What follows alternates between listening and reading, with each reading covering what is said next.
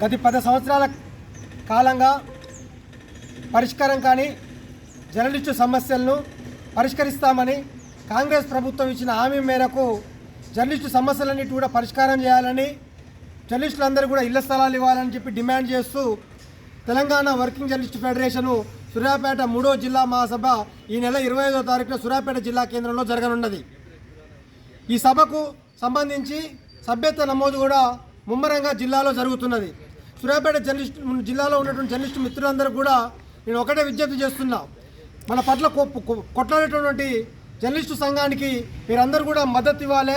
Telangana working journalist federation సభ్యత్వం తీసుకొని జిల్లా మహాసభలను విజయవంతం చేసి మన సమస్య పరిష్కారం కానీ మన యొక్క సమస్యలన్నిటి కూడా పరిష్కరించుకోవడానికి పోరాటమే మనకు ఒక మార్గం కాబట్టి మా యొక్క పోరాటానికి మీరందరూ మద్దతు ఇచ్చి మన సమస్యల్ని ఉద్యమం ద్వారా పరిష్కారం చేసుకుందామని చెప్పి, కాబట్టి ఈ నెల 25వ తారీఖున సూర్యాపేట జిల్లాలో జరిగేటటువంటి జిల్లా 3వ మహాసభల్ని విజయవంతం చేయాలి.